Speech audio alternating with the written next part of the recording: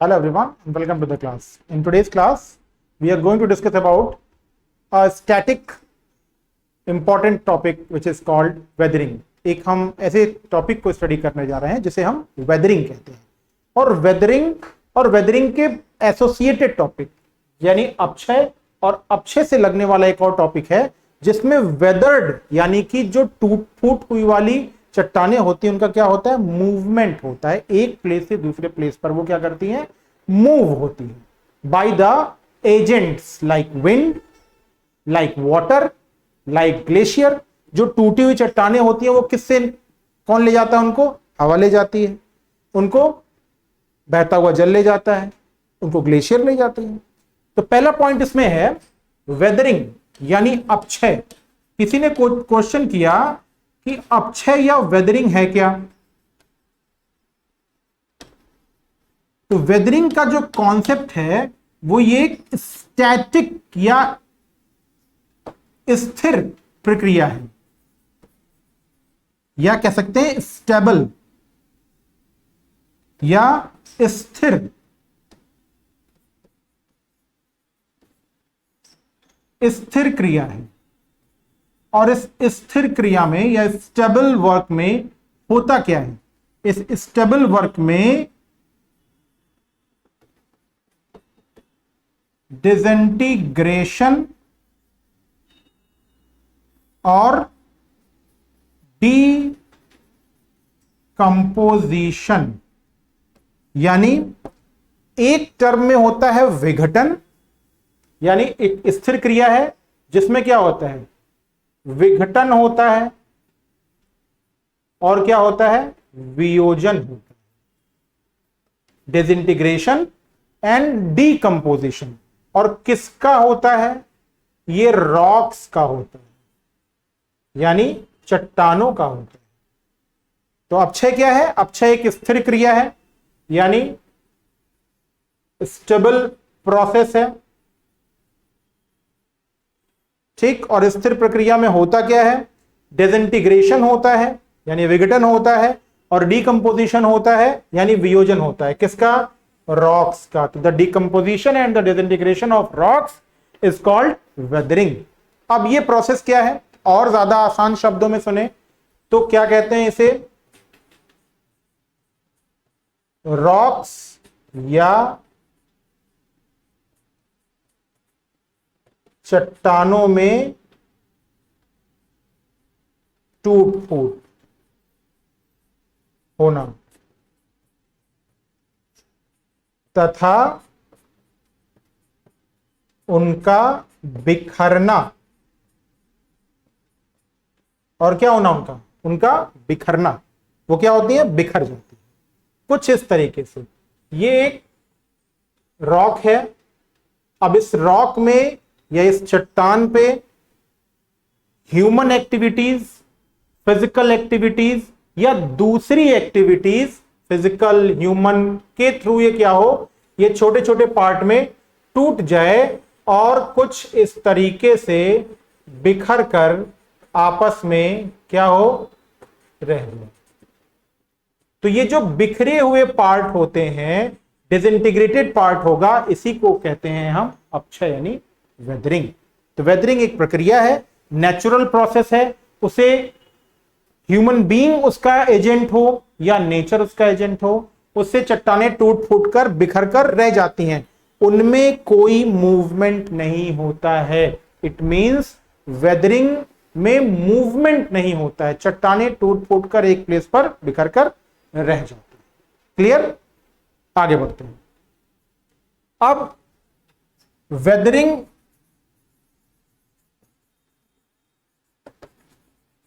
यानी अपक्षय।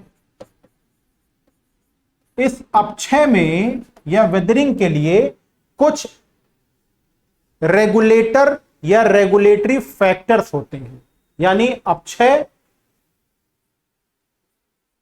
को नियंत्रित करने वाले कारक यानी factors regulating weathering,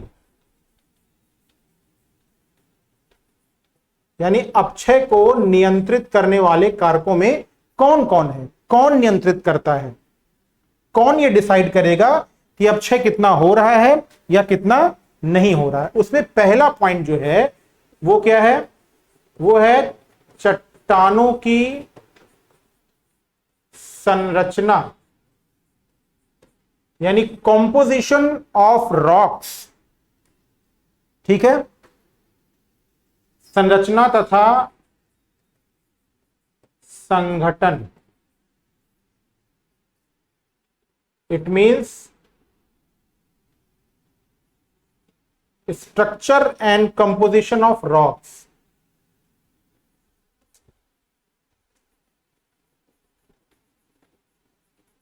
structure and composition of rocks. हम ये जानते हैं कि जो चट्टान है उस चट्टान के बनने का प्रोसेस कहां से शुरू होता है, रसायन यानी केमिकल, केमिकल से क्या बनेगा, केमिकल से बनेगा मिनरल, और मिनरल से क्या बनेगा, रॉक्स।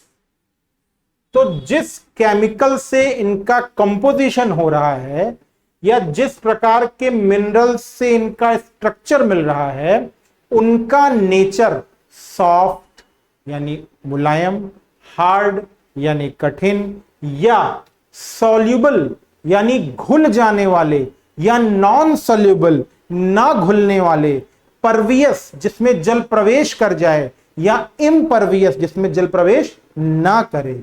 तो किस तरीके की चट्टानों से, किस तरीके के एलिमेंट से मिलकर चट्टान बनी है, उसका स्ट्रक्चर और उसका कंपोजिशन ये डिसाइड करेगा कि कितना अपक्षय होगा, कितना अपक्षय नहीं होगा। अगर चट्टान किसी भी रॉक में यानी चट्टान में क्या हो, किसी भी रॉक या चट्टान में अगर ज्वाइंट्स हैं, क्या है, चट्टानों में अगर ज्वाइंट है, तो ज्वाइंट होगा तो क्या होगा, ज्वाइंट्स अगर उसमें हैं यानी उसमें संधियां हैं, तो संधियां होने से क्या होगा, वह चट्टान जल के लिए क्या होगी, प्रवेश्य होगी। क्या होगी, प्रवेश्य, यानी उसमें जल क्या होगा, आसानी से प्रवेश कर जाएगा। और आप ये जानते हैं कि जो वाटर है वो एक अच्छा सॉल्वेंट होता है, एक अच्छा घोलक होता है। आपकी दीवार में अगर पानी लगातार पहुंच रहा है तो आपने कितना भी अच्छा सीमेंट लगाया हो, कुछ समय बाद क्या होगा, वह दीवार कमजोर हो जाएगी। क्यों, क्योंकि सीमेंट या बालू में जो एलिमेंट हैं उनको वो वाटर क्या करेगा, घोल देगा। ठीक है, क्योंकि जल एक अच्छा घोलक होता है। तो अगर किसी चट्टान में, ये चट्टान है और इसमें क्रैक है, वाटर इसके अंदर जा रहा है, तो इसका इंपैक्ट क्या होगा, जब कभी पानी अंदर जाएगा तो पानी सॉल्वेंट है, एक वो काम करेगा। दूसरा इंपॉर्टेंट काम क्या करेगा वाटर, वो कि पानी अंदर जाएगा, जब रात या ठंडक आएगी तो पानी क्या होगा, फ्रीज होगा, जम जाएगा। और पानी के फ्रीज होने से क्या होता है, उसका वॉल्यूम यानी आयतन बढ़ जाएगा, और जैसे ही आयतन बढ़ेगा वैसे ये क्रैक होंगे क्या, और बड़े हो जाएंगे। फिर जब दिन आएगा वो पानी मेल्ट हो जाएगा, पिघल जाएगा, तो फिर ये जो क्रैक बड़े हैं वो क्या होंगे, फिर से उड़ जाएंगे। तो बार बार इस प्रोसेस से क्या होगा, चट्टान धीरे धीरे वीक हो जाएगी, कमजोर हो जाएगी, और टूट करके क्या होगा, आसपास बिखर जाएगी। क्लियर। तो वाटर यानी चट्टान जल के लिए क्या होगा, प्रवेश्य होगी, और जब जब प्रवेश होगी तो वहां से क्या शुरू हो जाएगा, वेदरिंग यानी अपक्षय स्टार्ट हो। ठीक है। और ध्यान रखें, ये जो डिकम्पोजिशन और डिकम्पोजिशन है और डिसइंटीग्रेशन है, ये किस पे आधारित होता है, ये आधारित होता है क्लाइमेट पे, जलवायु। कैसे जलवायु रिस्पॉन्सिबल है, देखिए बताते हैं। अगर किसी भी ट्रॉपिक रीजन में, यानी ट्रॉपिक ऑफ कैंसर और ट्रॉपिक ऑफ कैप्रिकॉन के बीच में जो उष्ण कटिबंध होता है यानी ट्रॉपिकल जोन है। फिर ट्रॉपिकल जोन से लेकर के 66.5 तक जो सब ट्रॉपिकल जोन है, या 45 तक सब ट्रॉपिकल जोन, वहां से लेकर के टेम्परेट जोन 66 तक, और 66 के बाद फ्रीज जोन। सब में जो एजेंट है वाटर का वो अलग अलग है। जब हम कहां पे हैं, ट्रॉपिकल जोन में हैं 23 एंड 23 के पास, या सब ट्रॉपिकल जोन में हैं, तो वहां पे जो वाटर है वो मेनली वाटर के फॉर्म में ही रहता है। माउंटेन पे ही केवल फ्रीज होगा और कहीं फ्रीज नहीं होगा। लेकिन जब हम टेम्परेट रीजन और फ्रीज रीजन में जाते हैं, यानी 66.5 डिग्री के ऊपर और 45 से 66.5 के बीच में जाते हैं, डिग्रीज के बीच में, तो वहां क्या होगा, वहां पे विंटर्स में वही वाटर क्या होगा, जम जाएगा। तो जो एजेंट होगा, एक्टिव एजेंट होगा वेदरिंग का, वो वाटर से चेंज होकर क्या हो जाएगा, ग्लेशियर हो जाएगा। तो वाटर के या जो वेदरिंग के एजेंट्स होते हैं, वो वेदरिंग के एजेंट्स क्या होते हैं, according to the climate change होते रहते हैं। इट मींस क्लाइमेट का भी इंपैक्ट होता है। क्लियर?